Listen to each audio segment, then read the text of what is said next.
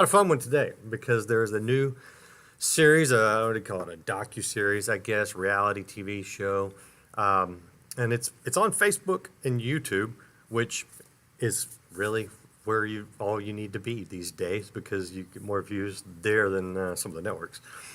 It is a docu-series, though, that follows some interesting characters that you're about to meet as they go and, in their words, do good. That's the name of the series. I got a little poster here. I'll show you real quick. This is a poster. It's a disaster relief series. What does that mean? What does it look like? Why is it one of the coolest things out there right now? You're about to find out with my guests, Justin Roberts and Hank Barbe, who are in the series, producing the series, doing the soundtrack, everything. Welcome, guys. Welcome to great to have you on Life Today Live. Glad to be here. Glad to be here, Yeah. All right. Now, all right, let's go for the obvious. This is a Christian audience primarily. We're used to people in suits and talking about, deep spiritual things. You guys don't look like my typical guests, which is why I'm thrilled to have you. What's your background? So I'm a former Army chaplain, and so I kind of came from that background, and I'm a little more churchy, not as much. I sing in a rock band. We got a yin and yang thing going here, and it works. Yeah. So he's a former combat medic. Yeah, I was a medic in the Army too. So, and chaplains and medics on the battlefield actually work together a lot. Interesting. Okay, so military background, and well, let's talk about the series itself so people understand exactly what it is, because I could explain it, but I'd rather hear from you guys. Yeah. So the series is called Do Good, and what it's about is, at least for the first season, the disasters that hit Louisiana, and we're just covering the relief efforts. Who are the heroes who stepped up? What are the incredible stories that came out of this? And what we're doing is we're telling those stories of some truly incredible heroes who've made great sacrifices for others.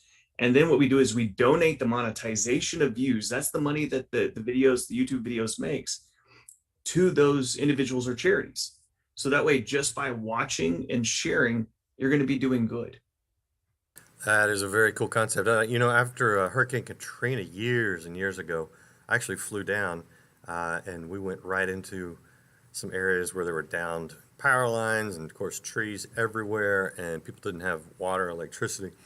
And the government was flying in helicopters and dropping off things, and we were right in the middle of it. So I've seen the aftermath of a hurricane, pretty bad one, and it's interesting how we go from our normal everyday lives to almost like some post-apocalyptic movie, just scraping by, because a couple days without food or water, it gets serious real fast. What have you seen down there? It was weeks.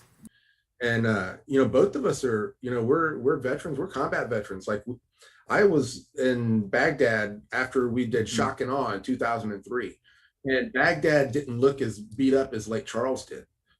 Someone told me that Cameron, Louisiana looked like a nuclear explosion had happened, and my brain naturally thought they got to be exaggerating. And when we went down there, that whole city is gone. That city was, I think, 2 feet below sea level, and the surge and debris just went over everything. There was a house that one of the people that was showing us around said that there were 55 houses down the street, and you couldn't even see the foundations of those houses. So initially it was shocking. But what we did see was people came together, and it didn't matter what they did. We went to one place, and there was a guy who changed oil that was serving food next to a general surgeon. And they were just both standing there serving people when they came. Doing anything they could. Yeah, it's like what a lot of people, this is a story that was lost. And actually, right now, most disaster stories are getting just swarmed by all the other news coverage. What happened to us is that this disaster happened in the middle of a contentious election. So we were news for a day, maybe. And then when the next hurricane hit, Hurricane Delta, we got a little bit more news coverage because everybody's like, oh, they got hit by 2 disasters in just a couple of months. And so, we got a little bit of news coverage. It's just always talking about the what. What we're focused on is the who and how you can help. And so with us, it was 95% of homes were impacted. Massive homeless population, massive population that had to move out of the city. So like they're in Dallas, they're in Houston, they're in Colorado, they're all over the country now. You have, this was also in the middle of a pandemic when most of the people were really financially hurting and a lot of businesses were already shutting down. And so we were already hit in the gut. And then we got hit again. And then with Hurricane Delta, we got hit again, which caused a flood. So, and then also with the ice storms, we got hit too. So 3 natural disasters in less than 6 months in the middle of a pandemic. And so this is a very bad luck.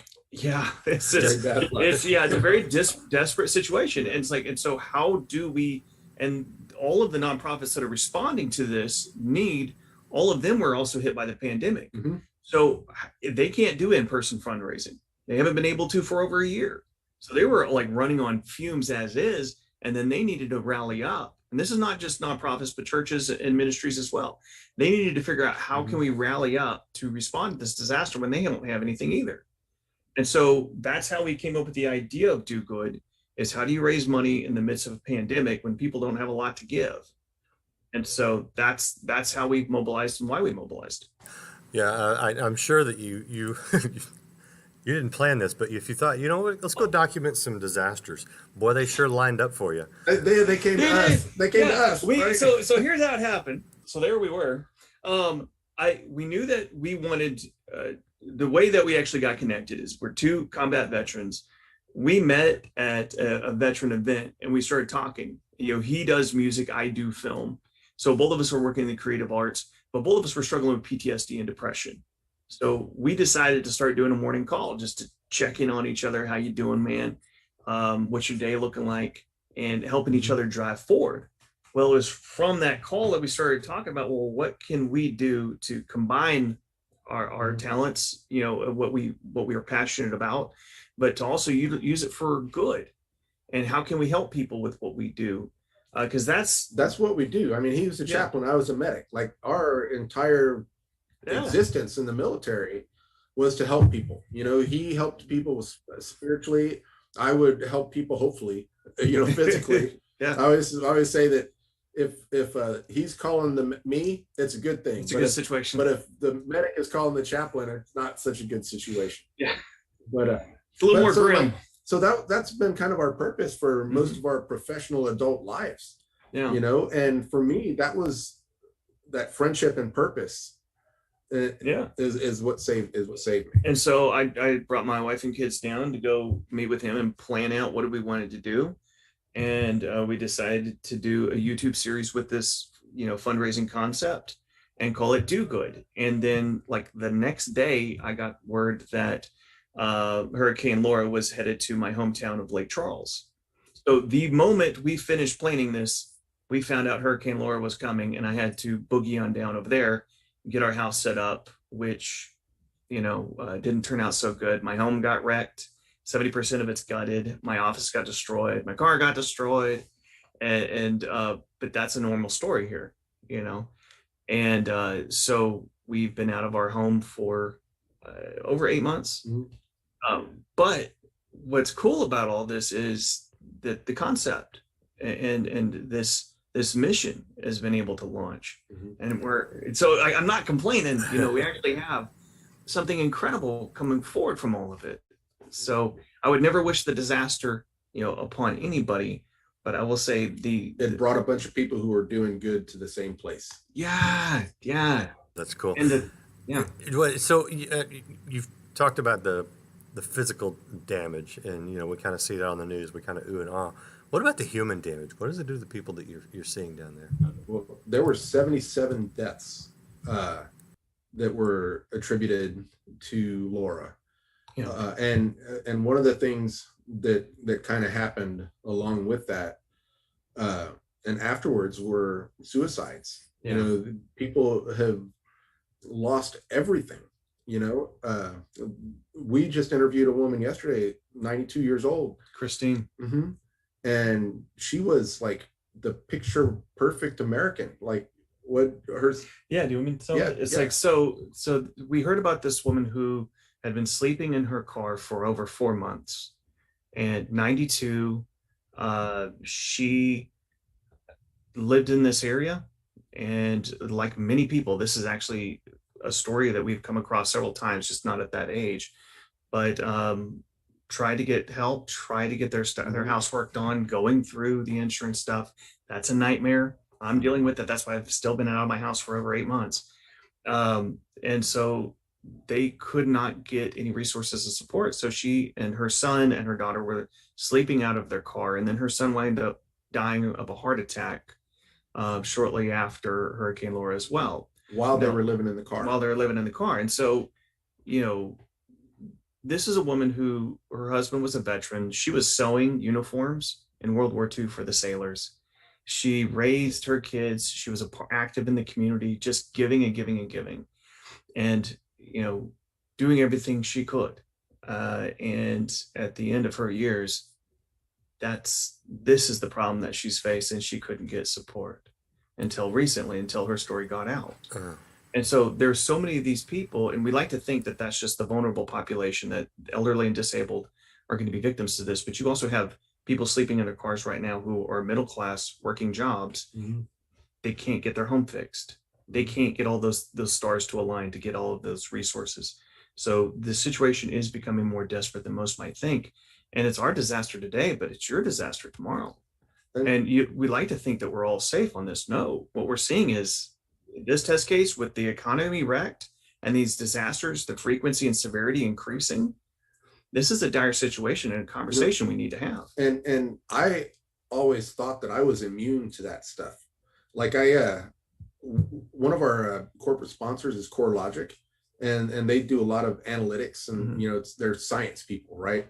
And they were able to show me a risk assessment for my house, and it was so accurate. They said the only thing for your house is your septic tank is likely to go out, and my septic tank had just gone out.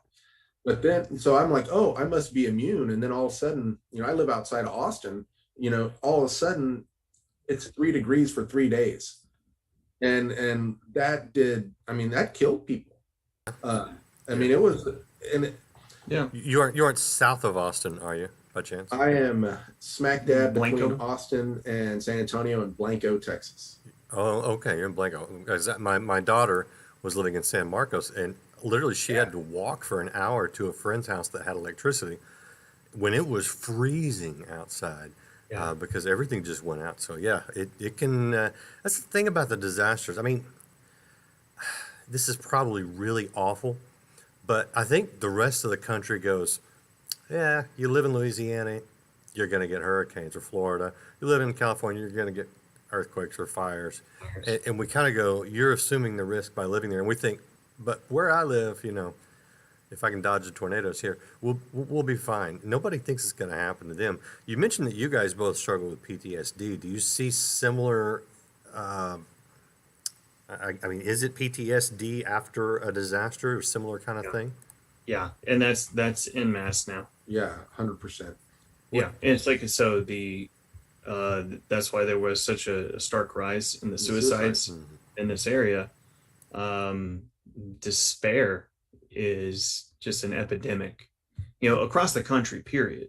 But when you stack, the financial losses from the pandemic, the isolation, and then a hurricane, then another hurricane, and then, just like this, kick them and kick them and kick them, a lot of people are starting to give up. And so that's our show is not actually about the disasters. It's about hope. Like, how do we move forward? How do we mobilize, and actually how do we connect and support each other? And so we're covering some incredible nonprofits. We're covering the heroes who step up. So it's positive stories. It's not the negative stuff. It's not just drowning in misery. Where's the hope in all this? And that's something that, for us to survive and move forward, that's something we had to figure out too. Yeah. I want to show you the website. This is it. It's called dogoodarmy.com. and their Facebook page where you can watch. Their handle is Do Good Army, so it looks like that. Is the YouTube handle the same? Do Good Army. It's just Do Good. Just Do Good On YouTube. And you'll see our ugly mugs Yeah. on the profile thing. So you guys could check that out. Check out the first what is it? Second episode drop yet? Just the first one. Now? No, it's just the first one, and yeah, we're in post production right now on the second episode. Oh, And that'll be pretty soon, and y'all will get to meet Miss Christine, the 92-year-old that we spoke about earlier in the episode. Oh wow, that is too cool. Let me ask you, Justin, because with your background as a chaplain in the Army, do you find? I know this show is not a ministry show. I mean, it's just giving hope, but yet it is ministry. You know what I mean? Do you find that you are on the front lines of ministry out there? It's like it all depends on like how you define ministry. Hey, helping the widows and orphans and those in distress. I mean, my goodness, what Let your light shine before men. Yeah. We see your good deeds and praise your Father in heaven. My job is to love people, and I'm not really doing anything that much different than when I was as a chaplain. So it's Do Good is about making an actual impact and highlighting the hope, and that. So yeah, it's not too far from what we're doing when we were in the military, and it's trying to bring that to the front lines now. But right now we have a divided country. Is divided, really racially, is divided politically, is divided religiously and philosophically. And so the point of Do Good is to create a middle ground once again. Yeah, And we need to do that. And then to not just have that middle ground and then, approach it with just rhetoric, but to mobilize action. We have too much rhetoric nowadays. Yeah. We have too much messaging. We have too much division. Our goal is unifying people and then driving them to action to deal with the things that are actually the most critical things we're facing today. Yeah. And so let's Do Good. Yeah, I bet, after a disaster, nobody cares who you voted for in the last election. Not at all. They don't care what your religious views are. Or they Not at typically, hopefully, don't care what your skin color is. I mean, Yeah. not all that goes out the window real fast. And we it's saw that, beautiful. and we saw that, and That's what I was going to ask. You've seen it. Yeah. Yes. Yeah. What are you saying, Hank? I saw people that were walking around open carry, walking with people with purple hair and tattoos, and carrying the same water to the same people. I saw medical doctors, surgeons standing next to people that may have been homeless before the storm, and then I saw homeless people step up to help everybody else because they already knew how to do it, but I'm not saying in a bad way, but they knew some of the They knew how to things survive. they didn't- yeah. Fieldcraft. Yes. And it was amazing. It felt like being in the Army again, because in the Army, nobody cared if you were from China. I had a sergeant major from Guam, nobody cared. He was our sergeant major. Yeah. And That's that's what it looked like here. like one of the things that I loved about the military the most. And actually, in my previous film, No Greater Love, I said that there as well. As like, I understood America so much more on the mountaintops of Afghanistan than I do here, because people from different races, backgrounds, and religions were able to serve one another and even be willing to fight and die for one another. That's American. That's the whole identity of this country, is we're able to come together in spite of our differences and selflessly serve one another. And so we witnessed that in the military. We witnessed that again in here in the disaster. And so that's what we're about. That's Very cool. When you watch the news, you mentioned how you got a little bit of coverage, and then on the second hurricane, a little more coverage. Well, I didn't see the stories that you're talking about right now. I sure as heck didn't see the unity and the helping each other that you're talking about right now. Instead, we got more and more driving wedges between us as citizens from the media over and over and over. And the sore point for me, I confess, is this something you take note of? Is this something where you think our media has completely failed us? Oh, absolutely. Look, after this, we're working on episode 2, but episode 3, we have an interview with a lady that's got long dreaded hair, you know, kind of a hippie lady. Like you could tell that she's not a conservative, right? And when we interviewed her, she talked about, we asked her, what was the thing that you were so amazed by here? And she talked about the police, that the police were, you know, she was there doing animal rescues. And she loved the fact that the police, if they called the police and said, hey, so-and-so's here, the police would just come and they would rescue these animals the same way they were. Yeah. And when the police would find animals, they'd bring them to her. And then I went to a coffee shop to get coffee and stuff for our production meeting, because I don't really have a job except for talking, you know. And he's good at it though. And I run into the police officer, and I guess he had seen us with the cameras, and we start talking, and I'm like, well, what's the thing that impressed you most? And he said, man, we found these pit bulls underneath this house, and we rescued them, and we gave them to this long dread-headed lady. And I was like, Aja? He was like, yeah. And so I grabbed him and hauled him over there. And so in episode 3, you have the left saying great things about someone who's conservative, someone who's conservative saying great things about her on the left. And, you know, those are, like you said, those are stories nobody's telling. Yeah. And so we're going to be able to show, look, this is. Yeah. And kind of like onto your question, like, and your point too, it's like I think the media feeds us what we want. It's like a buffet, and there's so much stuff out there. And if you want to be contentious and argumentative and debating and constantly spinning up this fight, they've got it in droves. They've got a whole section of the buffet just for that, just for you. And people line up for that. They line up for anger. They line up for hatred. And so what we're trying to do is spin it in a different direction, to focus on the positive and the things like a far left liberal, you know, and a far right conservative, and how they could work together to save young animals, and those common grounds, that things that we can come together on. And that's what we need right now. What's the response of the people that you're mixing it up with, whether they're someone trying to help or someone who needs help? What do they think when you guys roll in? It's been incredible. Yeah. Like because like the thing is, like, what we're trying to build is an army of do-gooders. People who just want to do good and support people who are doing good. Mm-hmm. And so there's not a lot to dislike, you know, about this operation. And yeah. One of the coolest things a couple of cool things have happened to us, but one of the cool things, we were up at the Southwest Louisiana Community Center, which mm-hmm. you know, they run a bunch of things in a bunch of different cities, and we're in there doing an interview, and their PR lady walked in and she goes, "Oh, you guys are the do-good guys." Hey. Yeah. And we're like, "Oh, the do-good we guys. are. I like it. Fantastic." Yeah. We weren't even thinking about that when we started, and we were just thinking about what we want to do, mm-hmm. Not as much about how we're a part of it. You know, just like, here's naturally how we come together. Here's the natural idea of it.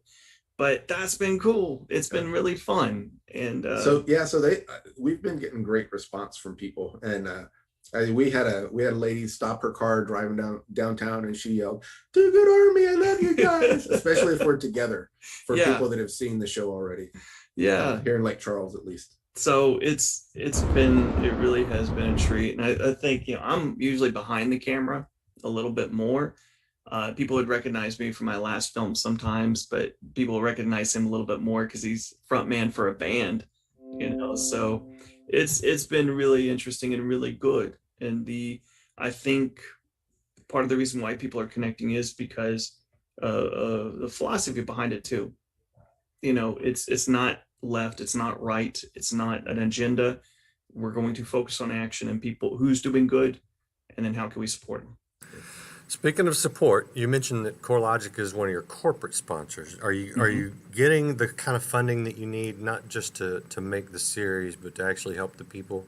Or are you offering? Yeah, because I'm offering an audience. We get checks. No, yeah, that's how we get by, is through corporate sponsorships, because we're donating the monetization of views. We're donating the majority of the merchandise. We're trying to get the audience connected into this giving process. And we'll tell the stories of the people on the front lines, connect the audience to those people, and then try to donate as much as we can to those people. The way I, you know, take care of the team and take care of us is with the corporate sponsorships. Yeah. So CoreLogic is our season 1 sponsor, and they've been incredible. Mm-hmm. And so you can see how we've partnered in with them, to put the episode together. But yeah, we're definitely on the hunt for any company that wants to do good. Yeah, good. All right. I put the link to their YouTube channel. Um, make sure you get the right one, uh, because there's Oh yeah, a bunch of other ones. If you just type "do good," you get some weird things on YouTube. So just go to the link right there, and you can that's check out. everywhere, isn't it? Yeah, I'll mention to you some things you can do to help that afterwards. But the trailer is out there, which I was hoping to show, but if you watched last Friday, you saw the issues I had playing out of Vimeo at the same time I'm broadcasting, and it was ugly. So check out the trailer. Of course, you can go to the website. On Yeah, Facebook as well. Yeah, there's Got links there's on there. Facebook. I'm sorry, that was YouTube. There's Facebook, and there's dogoodarmy.com. And if I remember correctly, my notes said that this was going to be 10 episodes. Is that what you got planned? Yeah, for season 1, focused on this disaster, 10 episodes, and then we'll be pivoting over to talk about some veteran issues and veteran charities, and then we're wrapping up for future disasters. Well, you guys as veterans get a lot of, nice applause and things like that from the American people. What are you seeing in the veteran community and the way that, well, are you getting the support you need in the veteran community right now is my basic question. It's you know what, the American public is really supportive. I think that's incredible. It's been really a blessing, but at the same time, the veterans coming home with the PTSD, struggling with depression, and the suicide rate 20 plus per day, getting marketed in that way whenever you're entering into the workforce is not as helpful. Right.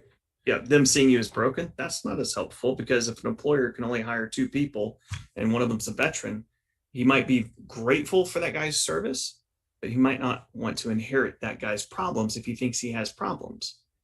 And when the reality is, I mean, the American public has been so supportive, but the branding has been a problem. Right. And the reality is, majority of veterans, that's your future business owners, that's your future political leaders. The veterans coming home from America's longest war are going to be, statistically, they're going to do better in business. They're going to do better in their professions. They're going to rise to the ranks of companies. They're going to be your leading politicians. This generation of leaders is going to be veterans predominantly. And so that is who we are. And we've seen that at the end of every war. We do that, and we'll do it again with this one. So I think that is the something that we need to pivot on. Yeah, there's struggles. Yeah, it's war. You come home, there's struggles, but the way that once we dust ourselves off, we're going to be doing good. That's you guys. You're the do good guys. Yeah. Justin Roberts and Hank Barbe, I appreciate you guys. Yes, for your service, but not just in the past, but right now. What you're doing right now, it's a great service. Is there anything you want to say that I missed, that maybe didn't ask the right question or anything? Yeah, it's like, I think it's just to connect with us on Facebook. That's like where we're going to be posting up the latest updates, and we're trying to create this as a conversation. We're looking for people who are doing incredible things. Tell us who that is. Where should we go, and what causes could be potential causes for us to support, so we can craft those stories. And if you want to help by giving us those leads, fantastic. And just join the army. Join the Do Good Army. We can all be do-gooders. Yeah, join the Do Good Army, because there's another army too, and that's a little bit harder. That's Yeah, so the Do Good Army is pretty easy to watch Yeah. YouTube. The basic training on this one's a breeze, correct? All right. Yeah. So I've got some leads for you, but they're in South Sudan. That's where we're doing some work right now. Some It's a long flooding, drive. flooding going on there. You can't even fly right now. All right. So here's the thing: the best thing you can do right now, because I know, you're wondering what I like these guys. Literally, go to their Facebook page, facebook.com/DoGoodArmy, and then go to the link in the chat, or go to the DoGoodArmy.com. But go to Facebook, go to YouTube. Like, follow, subscribe, drive their numbers up, and then post it in your social media. Share it with your friends. Say, hey, just go subscribe or follow this right here. You'll see some really cool things. That's the immediate thing that you can do to help these guys out, is spread the word. And then, of course, enjoy episode 1. Look for episode 2 dropping real soon. And tell your friends that the viral aspect of it, frankly, is what these guys need right now the most. It'll help them financially because there will be money generated from YouTube specifically that will go into what they're doing. And it'll help just raise their profile, get the word out. And that's the best thing you can do. So easy to do. Some people in chat want to thank you for serving. Appreciate what you guys are doing. I want to thank you for taking the time to talk with me today and just see what you're doing. Of course, I don't know how much you know about what we do at Life Outreach, but we are huge into the helping people, the doing good. So, man, my heart is right there with you. Thank you guys both. Thank you very much. Appreciate you guys hanging out on this Friday. I told you this would be a fun one. Didn't it just warm your heart? You needed some good news on this Friday, and you got it. Next week, Monday, I have scheduled Raymond Arroyo. You may have seen him on the Laura Ingraham show. And we've got a lot of Easter stuff scheduled next week. I've got an actor you will know scheduled next week. We've got a guy coming on talking about movies. So we're going to have a great week next week. But today, share this, get this out. Do some good by helping these guys doing some good and get some good vibes going. And we will see you here next week on Life Today Live. All we do is win big. Win big. You're about to ask big. I'm believing God for favor in my life.